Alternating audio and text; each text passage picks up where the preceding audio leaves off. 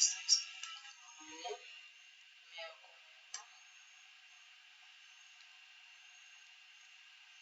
Mi número de cédula es 39.951.418. En esta actividad que voy a explicar está la tarea 3, que es distinguir los ciclos bioquímicos con base en el metabolismo microbiano como pilar de la producción agrícola. Entonces aquí en la primera diapositiva entonces está la fijación biológica. Es un proceso de nitrificación que se ve en el suelo en el proceso de amoniacal, donde se producen nitratos y amoníaco. Entonces acá está la planta y el aire que hace parte del entorno de la planta, como también los hongos, materia orgánica, el agua, las bacterias, que son las encargadas en descomponer la materia orgánica. Entonces, la fijación biológica es eso, más que todo es por la materia orgánica que está por diferentes, digamos, como animales descompuestos. Entonces las bacterias ahí los descomponen para ellos promover la materia orgánica para que las plantas puedan asimilar nutrientes y eso. Entonces es una parte importante de la flora terrestre de la tierra alrededor de la planta.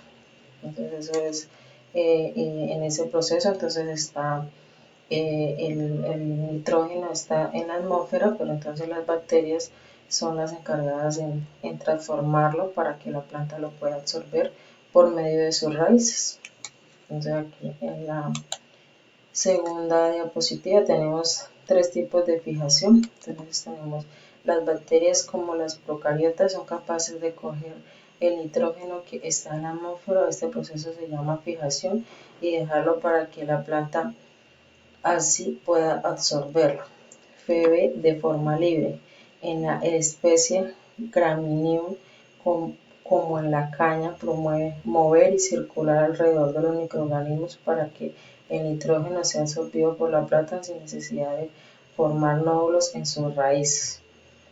En la otra forma simbiótica, donde la planta como las leguminosas en sus raíces forman nódulos, las bacterias cinobacterias es una de las que ayuda a la planta para obtener nitrógeno. Entonces siempre es un intercambio de las bacterias que siempre van a estar ahí descomponiendo, ayudando a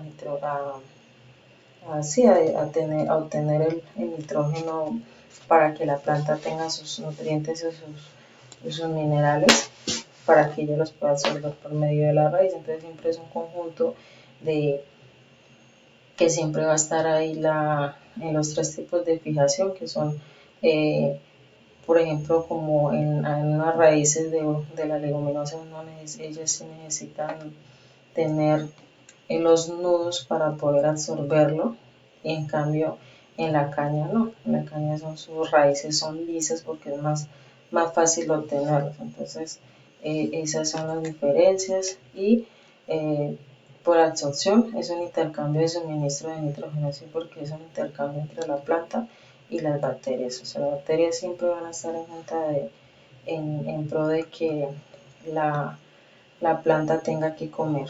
Y más si también estamos dependiendo el terreno, el clima de la planta, también tiene que tenerse en cuenta eso, porque si no, pues la planta no va a tener todos sus nutrientes, porque si es una tierra ácida, entonces el agricultor también incorpora abonos como la urea, que son abonos químicos. Entonces esos abonos químicos los tiene que incorporar a la tierra para que se descompongan, o sea, se filtren entre las capas de la tierra y ahí las bacterias lo tengan, coman de él y de ahí lo conviertan en amoníaco. Después de amoníaco entonces se forma el nitrógeno. Ese es un proceso que siempre llevan en conjunto la planta y las bacterias. Siempre las bacterias y hongos son muy importantes para eh, toda la capa terrestre alrededor de la planta. Entonces, en esa diapositiva, y dice que respondieron a la pregunta, entonces, ¿por qué los microorganismos del suelo influyen en las concentraciones atmosféricas de la CO2 y en el clima? Sí, porque el CO2 es el carbono carbono de dióxido, el carbono que nosotros cuando respiramos expulsamos y la planta lo obtiene, ¿sí?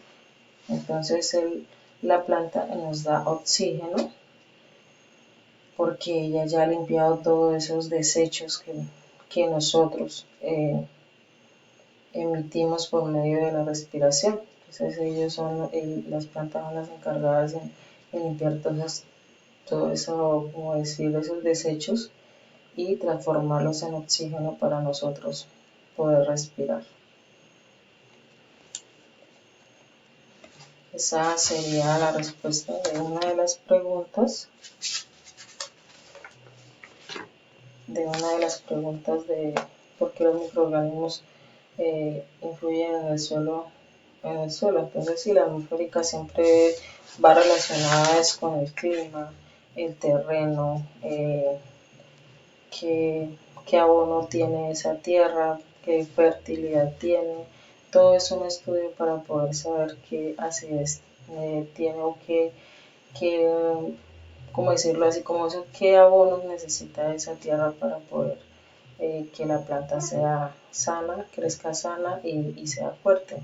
Y siempre vamos a tener que estar pendientes de que haya esas bacterias en nuestra tierra, en lo cual nosotros debemos procurar siempre, si se pudiera, en un 80% el abono orgánico, pero siempre se va a necesitar abono químico, entonces lo vamos a estar incluyendo, pero ojalá a la medida se pudiera suspender con ayuda de otros mecanismos como abonos orgánicos bien elaborados y bien guiados.